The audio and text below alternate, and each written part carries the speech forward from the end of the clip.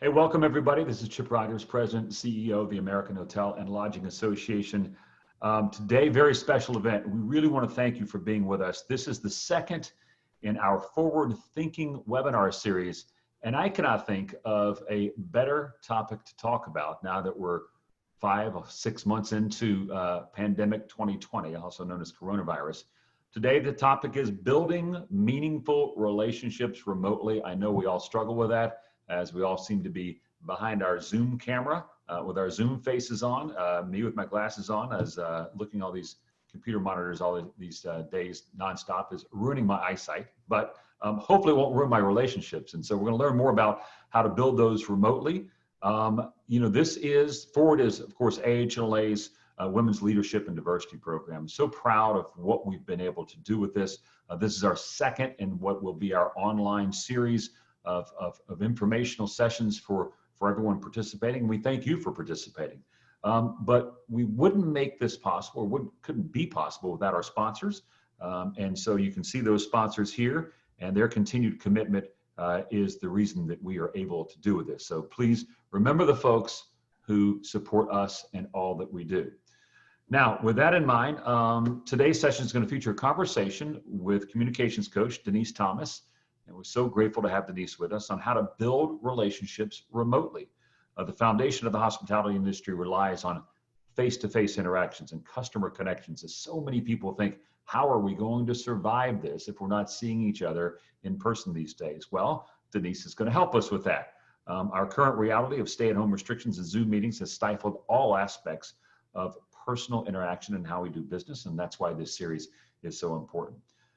Denise will be talking with our current Forward Advisory Committee Chair, Andrea Foster. Andrea is the Senior Vice President of Development at Marcus Hotels and Resorts. She has been a true champion of women for long before we started the Forward series and the Forward programming. And we want to thank Andrea for all that she does and all the leadership she has and shows throughout our industry. So with that, I'll turn it over to the stars of the show, Andrea and Denise, and I hope everyone has a great day. Thanks.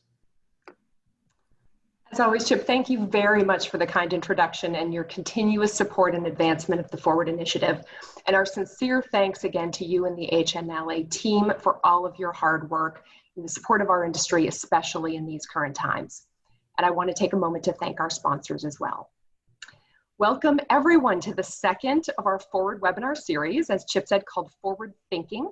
We look forward to seeing you all in Chicago next May. And in the meantime, we are so pleased to have this virtual platform. Forward Thinking is designed to keep us connected, to educate, and to engage in relevant topics as our stellar female leaders continue to advance our hospitality industry. As a point of housekeeping, please follow along in the chat where the AHLA staff will be noting highlights and takeaways from our conversation. Here is where you can also type questions for me to ask Denise. To build upon our June webinar, in which we addressed the topic of surviving while remote, today we're expanding on the message, building meaningful relationships remotely. And I can't think of a better leader to join me for this important discussion today than my friend, Denise Thomas. Denise is the president and owner of the Effective Communication Coach, LLC, a consultancy focused on transforming emerging and existing professionals into extraordinary leaders by mastering the art of cultivating meaningful and diverse relationships in the workplace as part of business innovation and growth. With 17 years of experience working for Fortune 500 companies, Denise has honed the ability to deliver and receive messages across language, cultural, and communication style barriers. She has served and been recognized for excellence in leadership from companies including Toyota Motor Manufacturing Indiana, PepsiCo, General Electric, and Miller Coors. Denise continues her focus on empowering people by traveling and teaching diversity and inclusion strategy through the use of narrative and dialogue. Denise is a graduate of Cardinal Stritch University in business management and a proud mother of 2 future leaders, her daughter Dominique and son Darren. Welcome, Denise. Thank you so much, Andrea. Wow, that's always interesting to hear my bio out loud, but thank you so much for not only the incredible introduction, but having me here with you, someone who I admire as well. So thank you. Well, it is our pleasure. We appreciate you taking the time very much. And I'm excited for the Forward audience to get to know you a bit. So I have so many questions to ask you today, but first I would love for you to share just a little bit about your background and how you were inspired to become a communications coach. Sure, and thank you for asking. It started when I was 3 years old. So I was one of those children who loved to read, who loved to talk. And then as I graduated into middle school, the consistent feedback from teachers was, Denise is a bright student, but she's an excessive talker. So I have to give all the credit to my mother for just seeing that as a gift and not a hindrance, and putting me through Toastmasters, speech and debate clubs, junior radio broadcasting, anything to do with talking.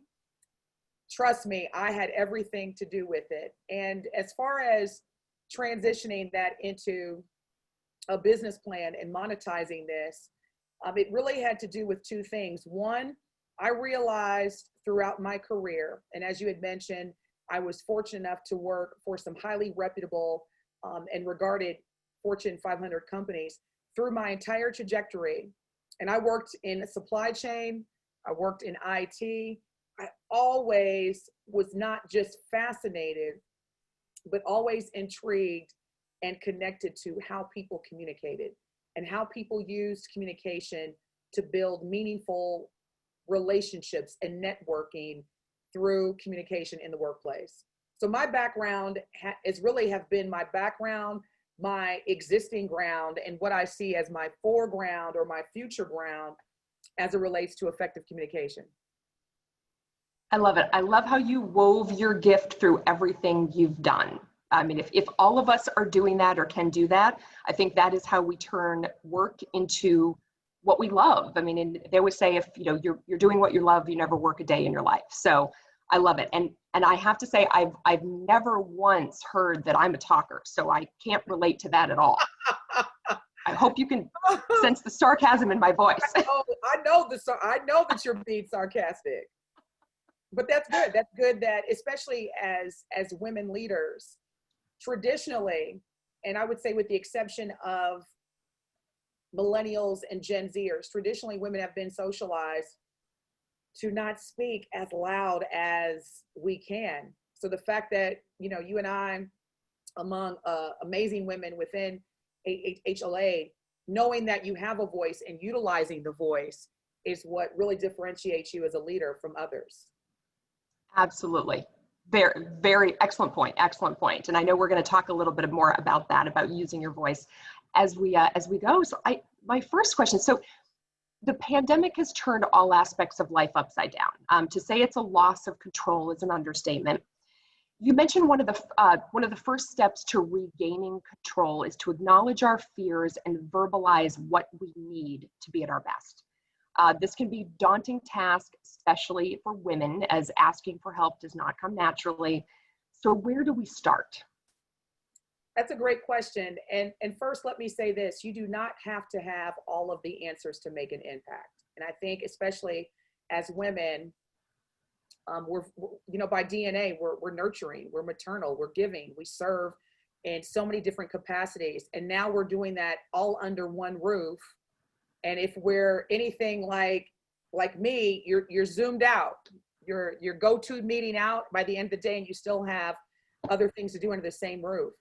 So this is where, first of all, I cannot stress this enough. Mindset is everything. And I know that sounds a lot easier than actually doing it, but you have to tell yourself every day when you wake up in the morning that you are not losing control. This is where you have to reinvent the control. And that has everything to do with your mindset. And so I encourage the listeners and the audience members today to think about what you need in order to thrive during this experience of self-quarantining and living, working, and playing under one roof, along with caregiving for your children and your relatives. Think about what you need and take an inventory of what you need and apply that to your mindset when you start your day every day. Excellent. And how do we start to, when you're taking an inventory, you figure out what it is that you need. How how do you start to share that? Can you give us, what's the first step to making, to sharing with those around you how you can support them by them supporting you? Yeah, great question. First, let me say this. Take an inventory of all the experiences that you've had, both good and bad, since COVID-19 entered the US or entered the globe. Just take an inventory of all of the good and bad experiences that you've had and reflect on those experiences that you've identified as good, and make sure that you're continuing to do that, because some of those good experiences, we had no idea that that was going to happen. Because remember, as part of being in COVID, we are literally, and I've said this and I've heard this and I love the way it sounds, we are building and flying the plane at the same time. There is no blueprint. There is no standard operating procedure. So it's going to be very important that you take an inventory of what those good experiences look like. Now, going back to your second point of the question, which I love, communicate. Let people know what you need from them or what you need in general in order to thrive during COVID-19, during working in a virtual workspace. And again, this goes back to a lot of us in this room, in this session, are servant leaders.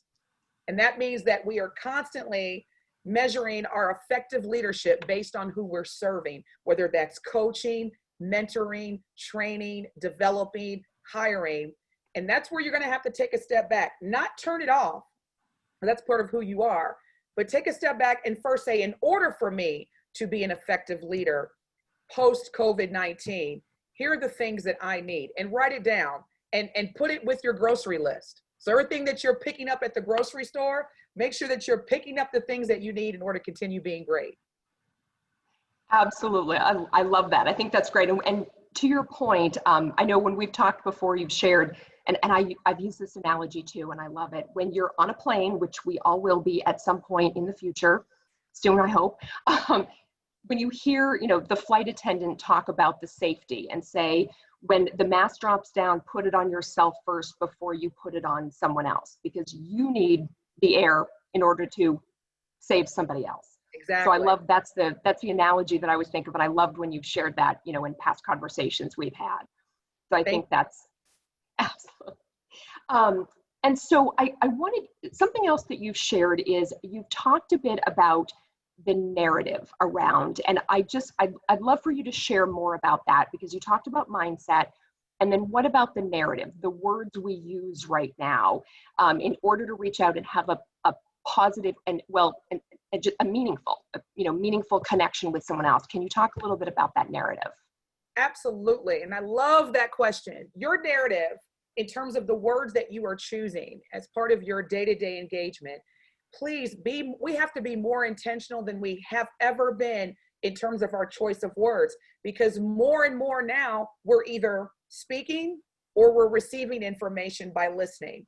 So just as you are mindful of what you consume from a food standpoint, whether it's from a dietary restriction or just, hey, I love chocolate chip cookies, I got to have me some chocolate to be great today. Those are the same things that you have to apply, those principles, as it relates to your narrative. So think about the words that you were pouring out to people and what they are consuming from you as a leader. And think about what you're consuming. What are you watching? What are you reading? What are you listening to? And part of differentiating ourselves from others and staying relevant and connected is think about ways that you can use power words. And power words are words that are different and defy the norm that we're hearing. So I know many of us in this session, we'd be ready to just jump off a cliff if we hear pandemic one more time today, or if we hear mask, or if we hear the word quarantine, or if we hear the phrase, we're all in this together. There's so many different phrases and words that are associated with COVID-19 that trigger certain stresses, anxieties, nervousness. So this is where, in terms of relationship building and being that person that people gravitate towards and want to hear, not only in meetings, but just in general, that's where it goes back to your point, Andrea. Be intentional about the words that you choose. Use words like hope, triumph, victory, perseverance. Those are words that encourage people, and especially in the business the business sense, that trigger, you know what? You're inspiring me to be bigger. You're inspiring me to be greater. That is the whole power of choosing and be intentional about words. I love it. I just wrote, so hope, triumph, victory, perseverance. I love it. So we all need a little, we all need a dose of positivity and a big dose of Denise every day. So thank you. Thank you. And this brings me to, I want to share the story of how you and I met. And I think we've shared it before, so I think we tell it the same way. It was back, I think, in 2018. It was at a Tempo event here in Milwaukee, which is a women's leadership group of more than 400 women, here where both Denise and I live. And I just remember I saw Denise from across the room, and your energy it's explosive, it's infectious, it's just, you can feel it. And I know you're in the room before I see you. But I saw you across the room and I just went, I have to know her. I have to meet her. And I walked across the room and I said something to that effect. You're just amazing and I have to meet you. And so something to that effect I remember, but I love how your response to this was, if you remember. I do. We Energies, which is the local power company here in Milwaukee, they don't have anything on us. When Andrea and my energy are combined, we're a force to be reckoned with. And, that's what I love about the power of relationships, because oftentimes we focus on, as human beings, the reality is that we naturally gravitate towards people that from an aesthetic standpoint are similar. So what you did, which is the powerful result of being open to synergy, and being aware of those common denominators that are attractive to you, build off of that and connect with people that traditionally you wouldn't connect with. But man, when that connection is cultivated and then it's sustained, it's power. And so that's exactly what, Andrea, you and I have experienced through our authentic friendship.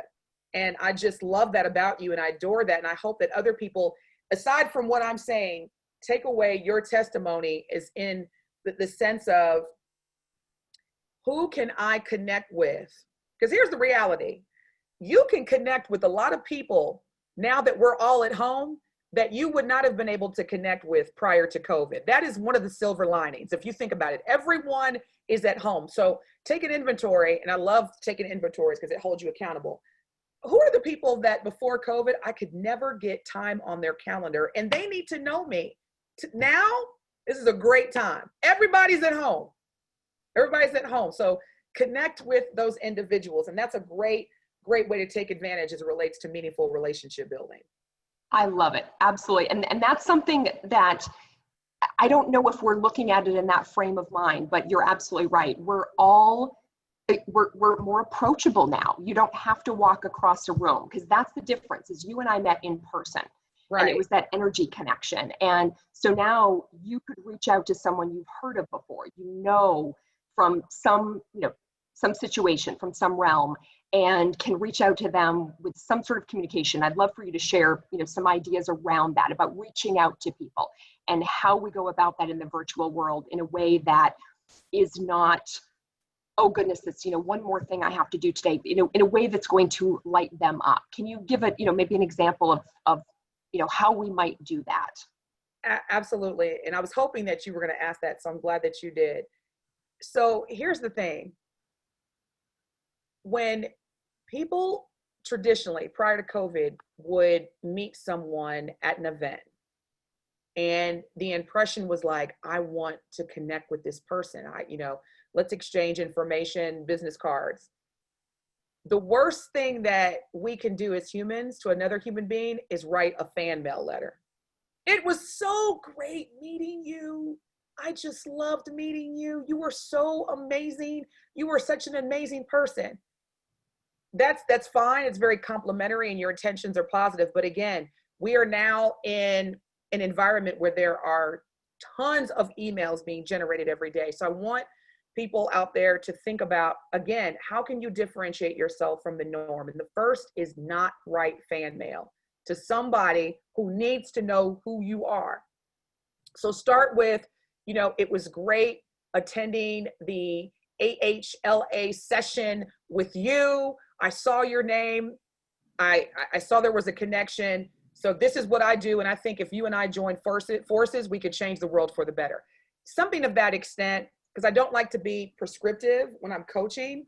But one of the things I will say is when you're writing a communication, whether it's an email, a text, a LinkedIn message, Facebook, whatever the platform is, read it and then ask yourself, do I sound like a fan, or do I sound like someone who this person on the receiving end of my message would want to connect with? So just keep that in mind, because even celebrities are at home right now. Aaron Rodgers is at home. He's at home. Justin Timberlake, although he's right here in my bobblehead, but he is at home too, somewhere in Wyoming. So yes, I was going to say, yes, he is your husband. So have you reached out to him yet? I'd rather not comment because, you know, our relationship is very private. So, and look, non-existent. That's why I don't have anything to say. It's non-existent. I love it. No, I love that we tease about him. This is great. I love the bobblehead. That is great. So actually, you can build an effective relationship. So because people know, Andrea, you know this, because people know that love is not even the appropriate term. I adore Justin Timberlake. See how people send me these nice gifts? I love it. What helps the relationship and the connectivity continue even throughout a pandemic. So that is a great. That is a great point. Actually, now you've made me think of two things as a follow-up. So one, along the lines of celebrities, I have seen John Krasinski and Emily Blunt interviewed. And I guess he asked her out when they went out the first, well, he asked her out, of course, they're married with kids. But when they went out, he said, I'm such a big fan. And she went, no, I will not date a fan. No, you're not going to be a fan. That's not interested. So that is a great reminder of, you know, don't be a fan. Don't be a fan. Don't write fan mail when building relationships or staying connected. Just talk about the value that you can bring in that relationship. That's the focus. Love it. Value. So talk about the value you bring. I love that.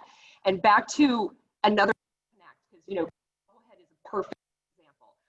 So in our industry, it's the pineapple is the symbol of hospitality. And I have another friend in the industry. She may be watching today, but I as well, we have each received, and she's received way more than I have in her career, but has received pineapples. People will find out that, you know, I guess she mentioned at one point someone started sending her pineapples. And when she moved once, she had to actually give away just a bunch of pineapple things because she collected so many. So just reminding, you know, remembering that someone has an interest in something and sending them a follow-up that's related to that can absolutely build relationships. So I think that's such pineapples and Justin Timberlake bobbleheads. I love it. I love it. Now, do you remember the person who gave you the Justin Timberlake bobblehead? Absolutely. Anna Simpson, who's a member of Tempo Milwaukee. Perfect. I knew you would remember. Of course. Now, here's another interesting thing.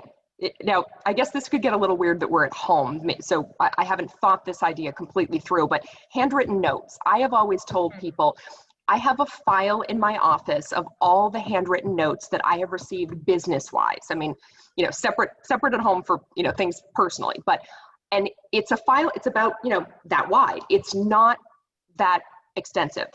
It's rare when I receive them. I love to write them. When someone sends me a gift, I'm always writing a handwritten thank you note on, you know, nice stationery with my name on it and such.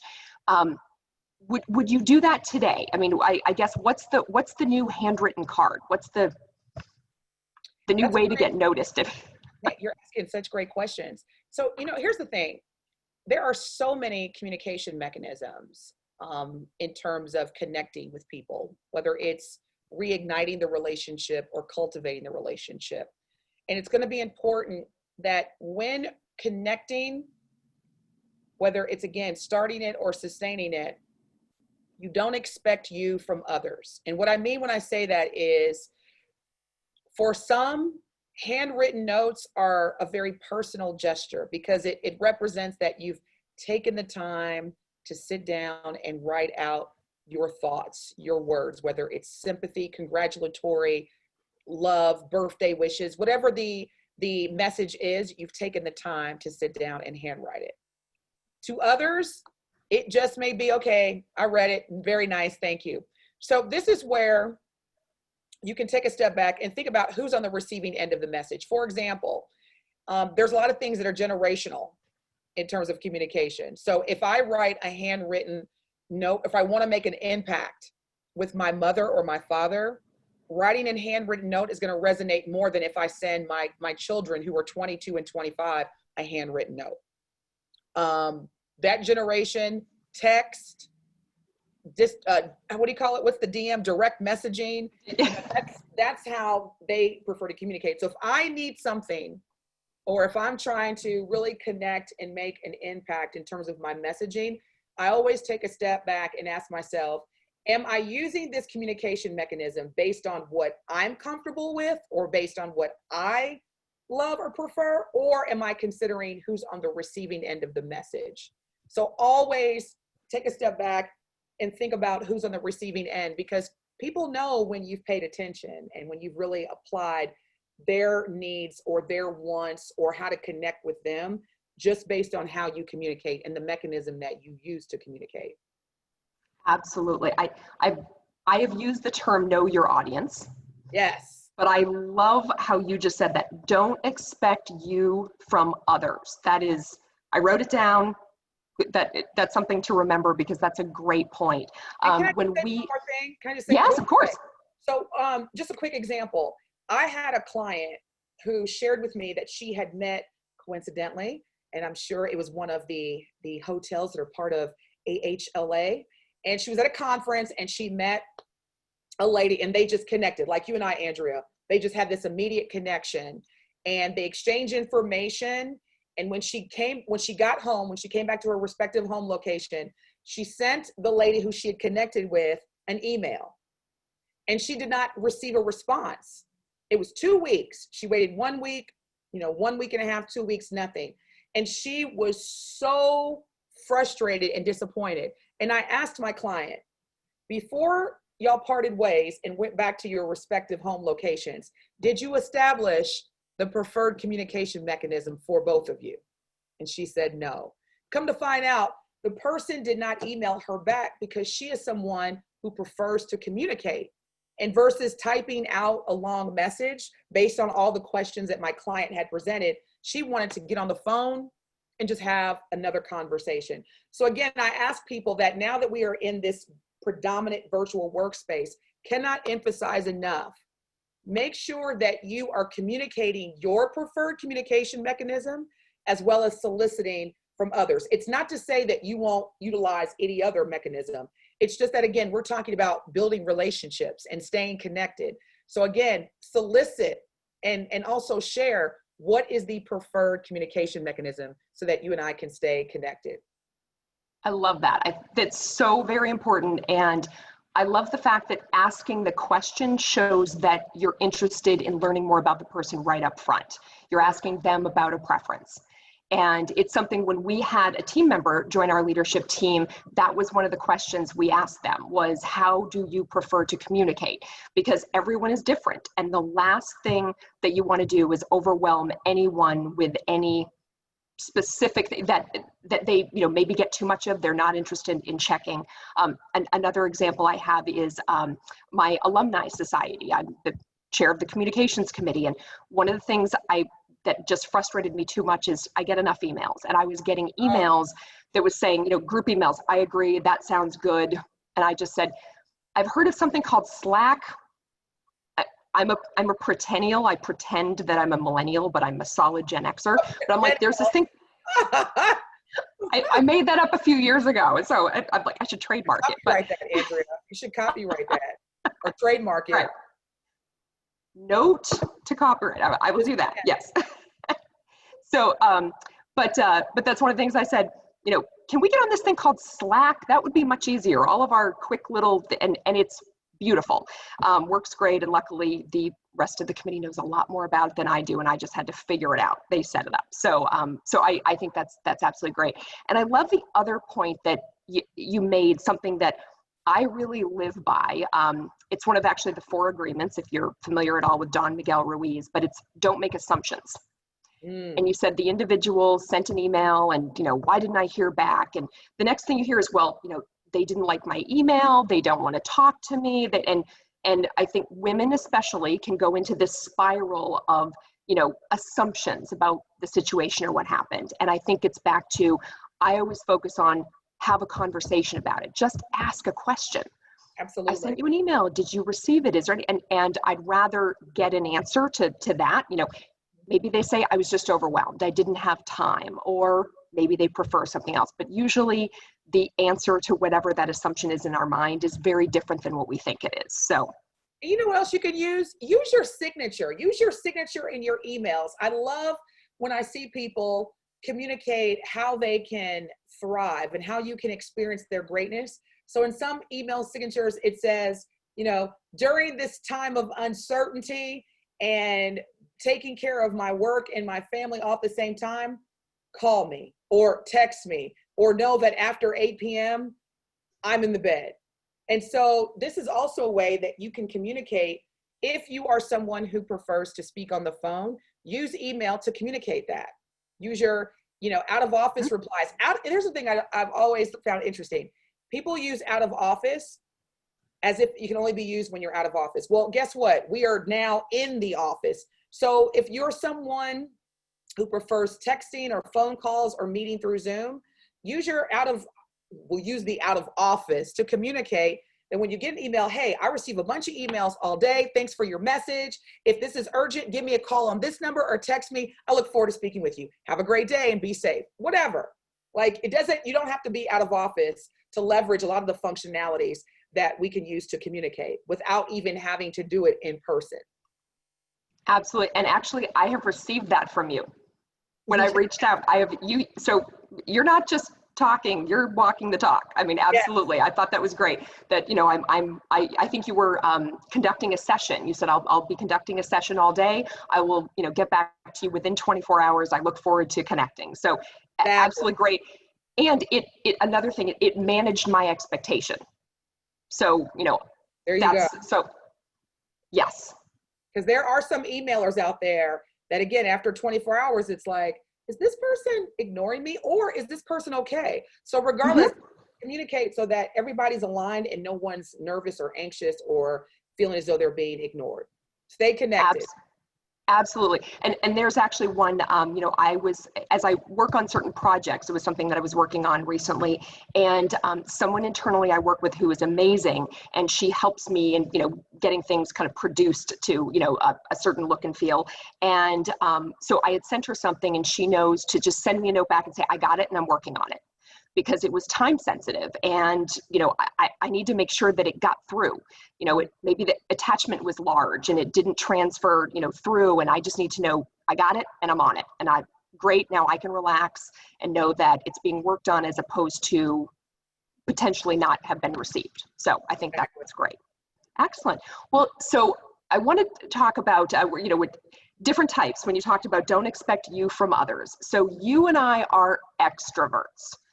And I stress it, and I spell it with all caps, extroverts. Right. And we know extroverts and introverts are inherently different communication styles and preferences. Under these circumstances, what's important to recognize about our own personality and how we communicate with someone of the opposite personality type? So kind of the extrovert, ambivert, introvert. Can you talk a little about that? Sure. Whichever vert you are, whether it's extrovert, introvert, or ambivert, whatever vert you are, everybody needs to be checked on. And part of staying relevant or in someone's life that means a lot to you during COVID is, to your point earlier, Andrea, let's not assume. Because for many people, it's assuming that introverts, they're good. Introverts, they're good. They're at home. That's where they like to be. Not necessarily. It's not about introverts just wanting to be at home. Introverts still have a socialization expectation. It doesn't necessarily mean that introverts want to be in a room full of 1,000 people at a conference and just, hey, how are you? How you doing? But it does not mean that they don't want to be social. So I would encourage everyone to check on both your extrovert friends that are at home as well as your introvert, and simply ask one question. How are you feeling? Is there, like, what do you need from me? How are you feeling? Are you in a good space? Those are questions that you can ask any of those verts. And it just, even if they don't respond, know that they receive the message and they know that you're thinking about them, because a lot of people, they just need to know that you're thinking about them. This goes back to also expectations. Don't have expectations that someone's going to respond to you right away. It's not about you. Again, this is a relationship. So when you reach out to people, give them a few days. Now, yes, if a week or two goes by, then do a check-in again. But for every vert needs a check-in. I need a check-in.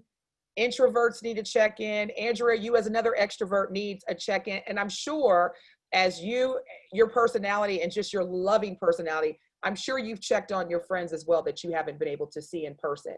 Just, how you feeling? What do you need? I'm here. Even if you don't respond today, call me or email me, however you want to connect. I'm here for you whenever you get ready. I love what you just added to that, is you don't have to get right back to me. Mm-hmm. So just as you said, managing expectations and basically sharing that it's about the giving, not the receiving. So you're giving your care, you're giving your thoughtfulness, which is meaningful in building the relationship, but not expecting anything back and saying, just take your time, hope you're well, let me know if there's anything I can do, if there's anything. I love that. And that's business or personal, both. Absolutely. And then also let me say this, because you bring up another light bulb in my head. Self-care, we've been hearing a lot about self-care, and it's just so much to manage in terms of taking care of ourselves and then also trying to stay connected with relationships. As you mentioned before, take care of yourself. Take care of yourself first so that you could put the mask on somebody else. So I don't want anyone to leave this phone call feeling guilty or feeling that they're not giving enough, because we all know as women, we are natural born givers. We give till we can't give anymore. So I really want to encourage the listeners and the viewers to take care of yourself as well. And you don't have to read a book, or you don't have to Google, what are the top 10 ways to self-care? Again, think about the last time you felt really, really good. You felt really, really good post March of this year. Because I could easily say when I was in Paris with the Bucks, but I can't go there right now. So since COVID-19, I felt really, really good when I am on my balcony looking at Lake Michigan with a glass of wine in my hand. And so I make sure that I take the time to do that at least once a week, or making the time to have a nice spa day. Even if I have to give my own spa, go to a department store and get the essentials so that I can give myself, whatever that is. Take care of yourself so that you can be in the right mindset to build relationships or sustain them. I absolutely love it. I love that. And I have a question for you on that, but the whole point of like the spa day and doing that, I think I've given myself 2 facials a week since we went into the at home. So I'm going to look 15 years younger by the time I see you in person next. Denise. There you go. I can already see the change. The silver lining.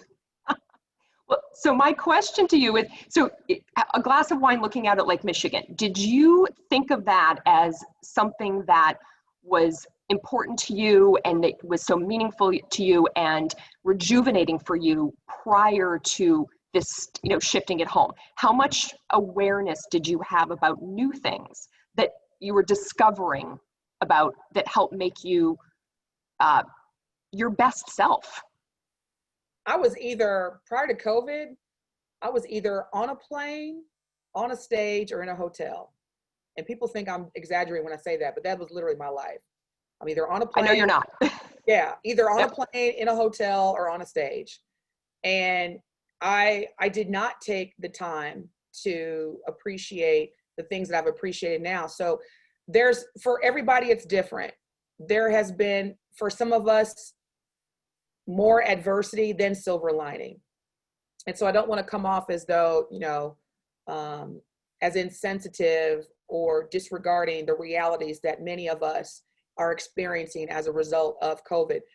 Quite frankly, you have a number of people that still are dealing with job security, loss of work, loved ones that have lost work, not being able to travel, not being able to visit your loved ones, whether they're in, hospice or some type of rehabilitation facility.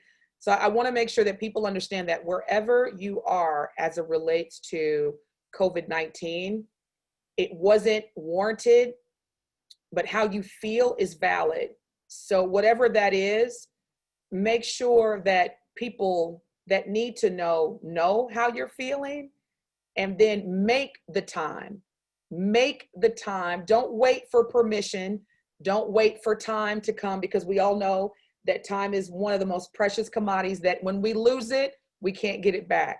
So make the time to do the things that make you smile or just make you calm.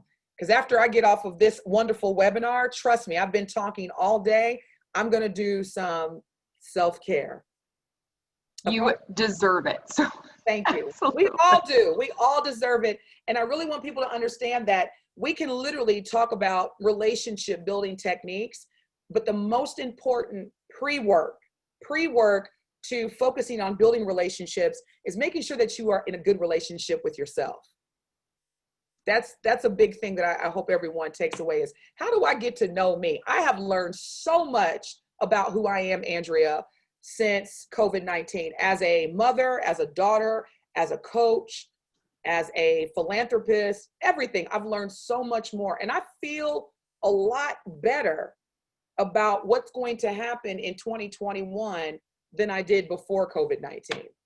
If we can get through this, we can get through anything. As far as absolutely.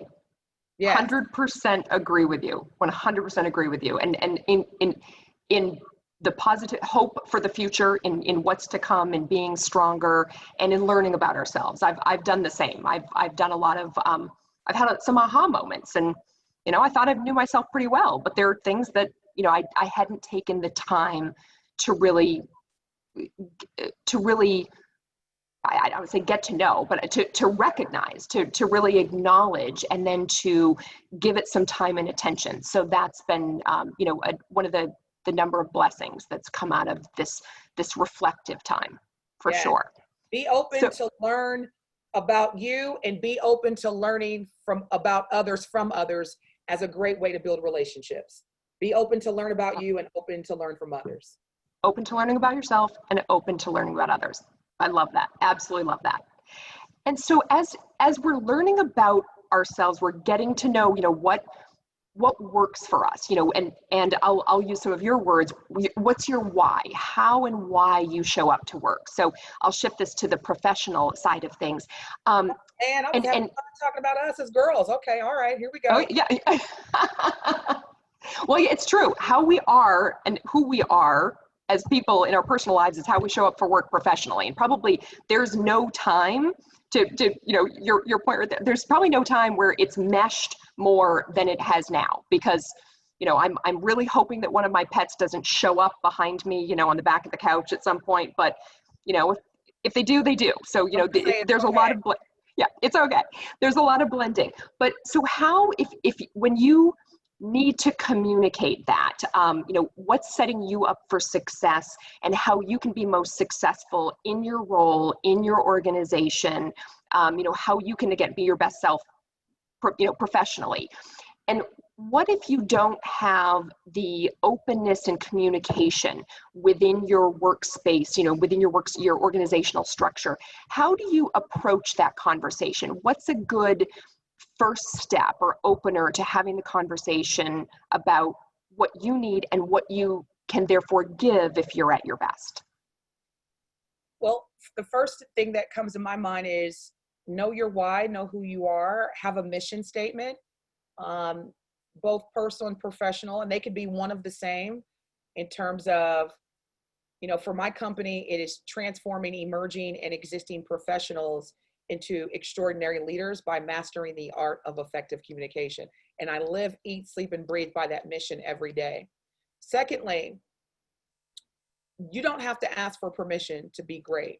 And employers that are looking for the next leaders are looking for people who are not just innovative, but have the ability and the willingness to challenge or to propose something that aligns with the overall business goals and objectives that they didn't already have in the pipeline. So when you think about the people at work that even in a virtual workspace that are winning, that are thriving, that are getting the promotions, that are receiving more responsibility within their titles or more people, just pay attention on how they communicate.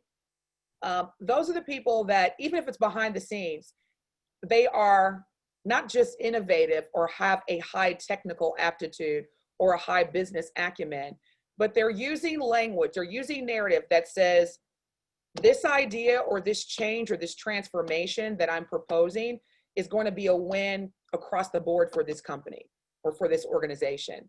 So, I think a lot of people wait for permission instead of asking for forgiveness.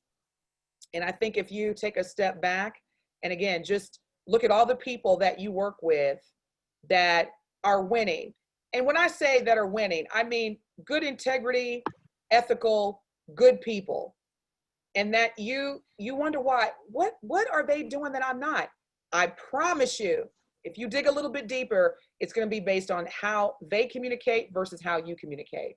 And their narrative is constantly talking about how this differentiates from what others are doing and how this is going to put our company or our team in the position of success and exceeding expectations. I love that. So always framing everything in how it benefits the recipient of your communication. So everyone wins. When you can communicate in a way to where everyone involved wins, and it's not, robbing Peter to pay Paul and everybody wins.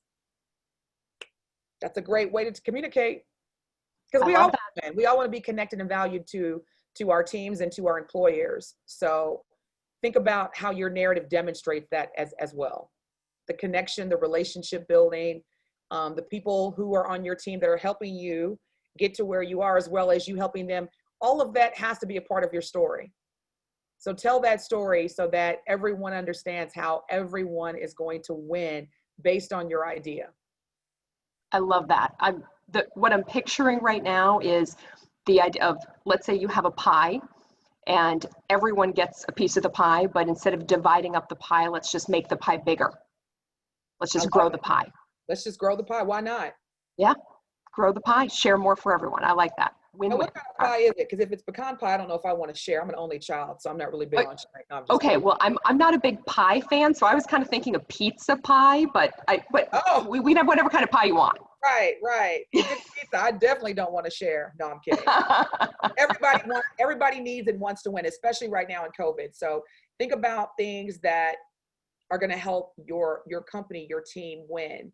And that is a great way to foster effective and meaningful relationships in the workplace during COVID.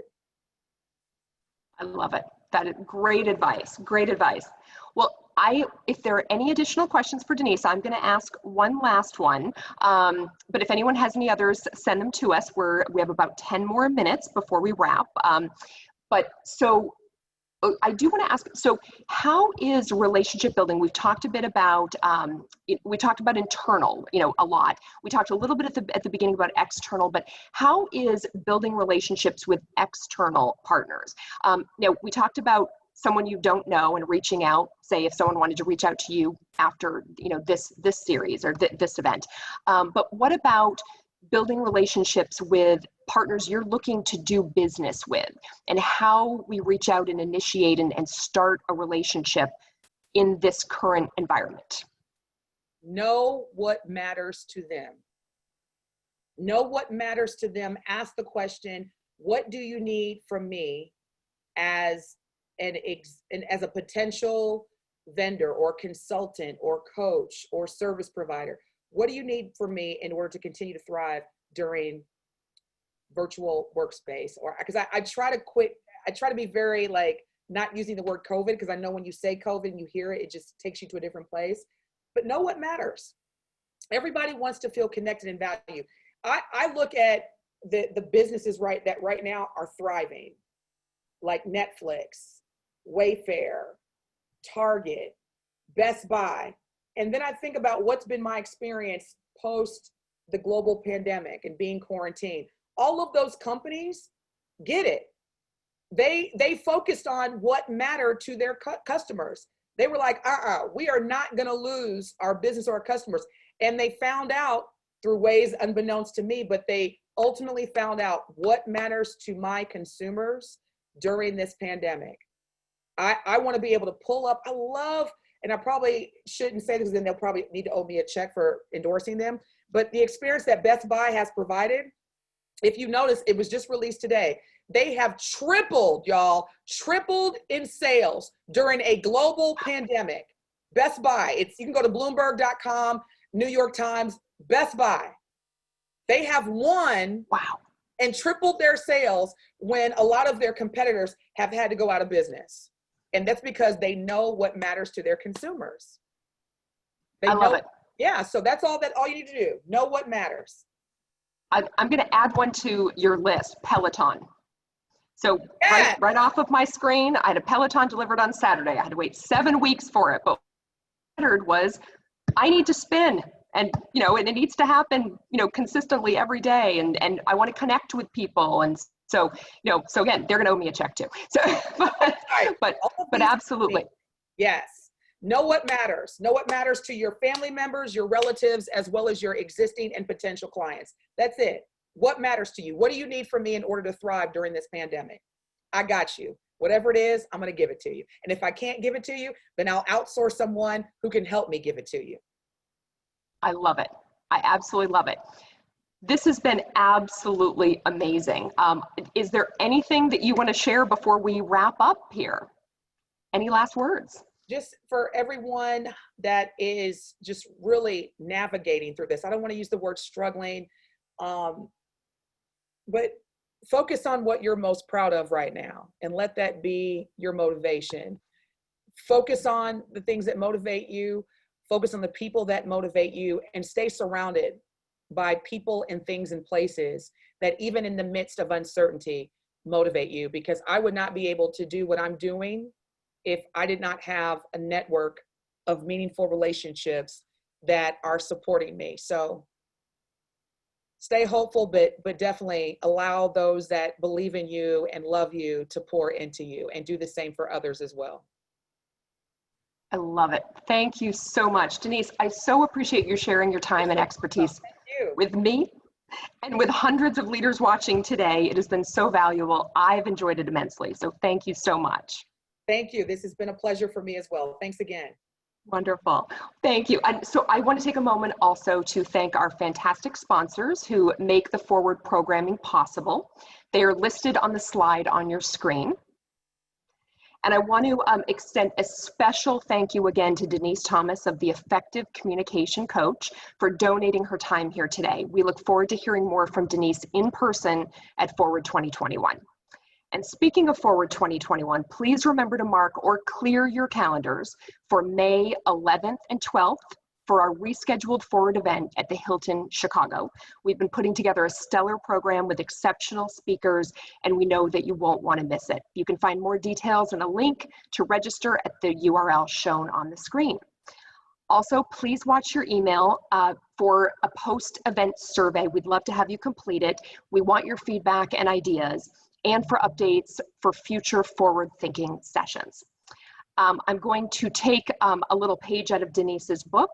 She has always said, ask people for whatever amount of time. We'd asked you for an hour today, and then give them back 5 minutes at the end, because time is the most valuable. So we're going to give you back 5 minutes at the end. So thank you all very much for joining us today, and have a wonderful rest of your evening and summer.